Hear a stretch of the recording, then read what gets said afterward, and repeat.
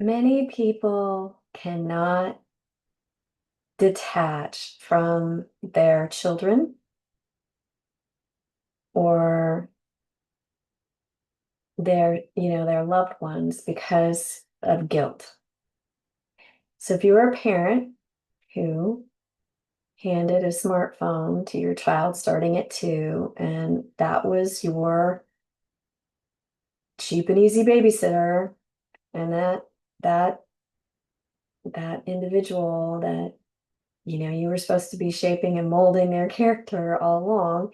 Instead, they spent countless hours staring at a box. They feel incredible guilt about the damage you're watching, the extent of the addiction, and your inability to detach comes from feeling like you didn't do what you were supposed to do, and the outcome is very much on your shoulders. So that's where a higher power comes in, and you go and we sin, crimes are to God and God alone in some sense. That's why you go to a meeting and you say what you did and you make amends. And if you could have a voice and try to influence other parents, do that. Do that as a way of making amends and bringing about peace in your life. I've watched some people do that. It's a beautiful thing. But you gotta, this issue of detachment is huge. You've you were given some authority and power and influence over a young person, and you uh, made some poor choices. And two wrongs don't make a right. You can't continue to try and control them in their adult life in order to pay some sort of penance or fix what you did in the past. You can only let go. You can only let go. If you're married and you were just inappropriate in many ways inside of that marriage, and there's a negative impact, et cetera, et cetera, et cetera, you can't now fix it by being over controlling. The awareness of what we did wrong that comes in is kind of gradual, and because it's hard to grapple with. And you take that recognition, and it's not meant to crush you. It's meant to humble you. It's meant to get you in this place where you go, oh, wow, man, I blew it. I'm not God. I got to let God be God. And I got to stay in my own lane. I got to stay there. And that's a good place. It's a holy place. It's a sacred place. It's a place where I'm really paying attention, whereas before, I was caught up and not paying attention. So here we go. What I'm realizing and doing, running through this book, The Courage to Change So Quickly. Let's see, I'm in the third week in January, and I started December 30th. So I've done a third of this book, is that these passages on detachment, someone put this book together very wisely and strategically. They build upon each other. So we have touched on this issue of detachment a couple times. I think this is the third time. And each time it's just kind of addressing the issue with increasing intensity. So please do the posts every day. There's a blessing there, and there's a rhyme and a reason. And so whoever wrote this is kind of coaching you through these issues. I'm really seeing the progression by doing it, how I'm on my end. From my end, I'm learning a lot. So here we go. May 3rd, detachment. At first, it may sound cold and rejecting, not loving at all. But I have come to believe that detachment is actually a wonderful gift. I am allowing my loved ones the privilege and opportunity of being themselves. I do not wish to interfere with anyone's opportunities to discover the joy and self-confidence that can accompany personal achievements.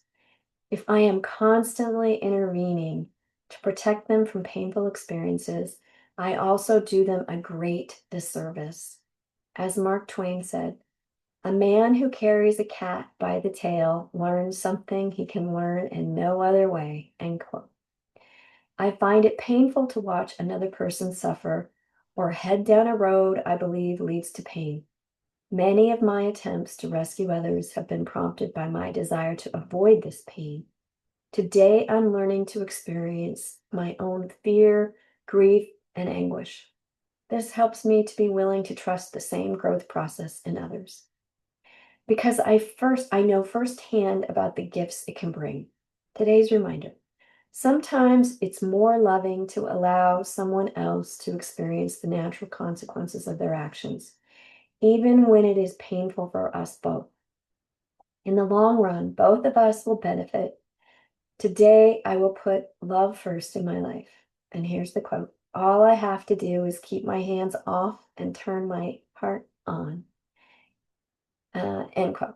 And that's from In All Our Affairs. So as I was reading this just now, I was reminded of something. Because there's such differences between the Game Anon group, the addicts group, and the Gamer Anon, the Al-Anon side of things. In studying the history of addiction, one of the things that I took note of when I was younger, and I was reminded, is that in the 50s when AA was established, AA was largely populated by men. They were hard drinkers. The culture at the time, they drank hard liquor. And Al-Anon was for the wives. And the statistics, I don't know where the statistics come from, so I'm going to throw some numbers out at you, and I do not know how accurate they are, but I do know they're symbolic. So it was like 20% of the American population was addicted to alcohol in the 50s, and they were all men. It was largely a disease of addiction among males in America. And so the other side, Al-Anon, they were all women. And in gaming, largely we see similarities. Gaming addiction is predominantly male. It's not exclusively male. It's just predominantly by a pretty significant amount. And on the Al-Anon side of it, we see mostly mothers, single moms. We see, there's a mix. There's a mix. There's men that show up. There's dads that show up. There's brothers that show up. But it's mostly females. And when I think about that, I think about what I know about little boys and little girls. And that's from raising children, that's from teaching Sunday school, that's from being around kids for decades of my life. So here's the generalization. And when you think about addicts and addiction and people with the characteristics of a rebel that Gretchen Rubin talks about, it really plays into the picture. So, if you tell a little boy, don't touch the fire, you're going to burn your finger, don't stick your fingers in the fire, you know what they're going to do the minute you turn your back? There's a certain temperament, and there's a certain kind of little boy. When you use words to try to set a boundary, they're going to do that very thing that you told them not to do. And they're going to get burned, and they're going to go, oh, wow, look what happened, blah, blah, and they may even go do it again.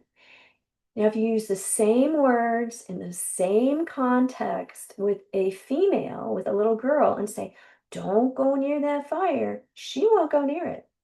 She won't. She didn't want anything to do with that fire. So there's some things, they're contextual, they're hardwired into us, they're hardwired into our sex.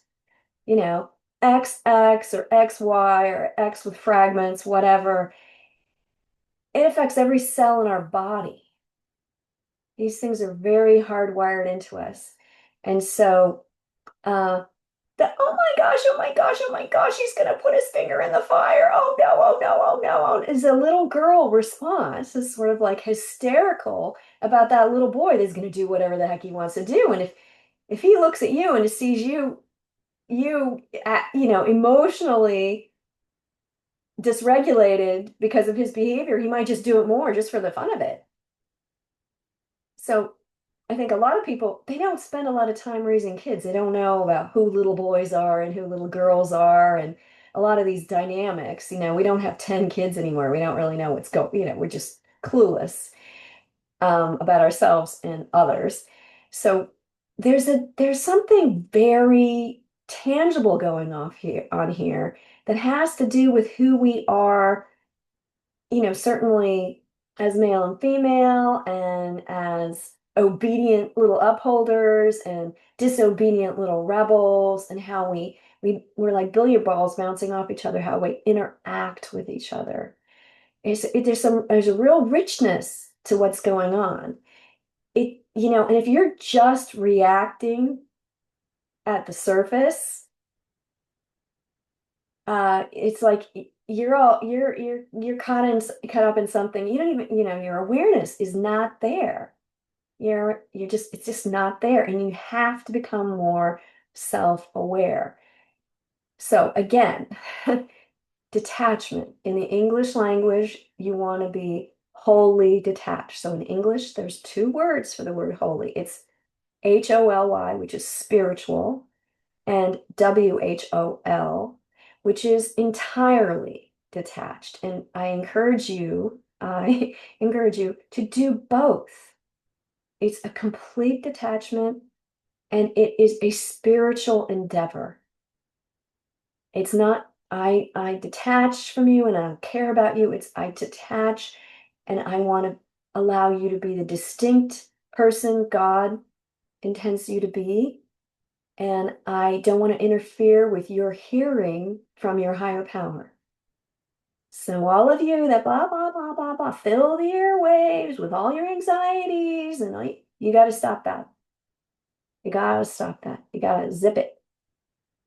Ladies, wives, and moms, and sisters, you got to zip it up.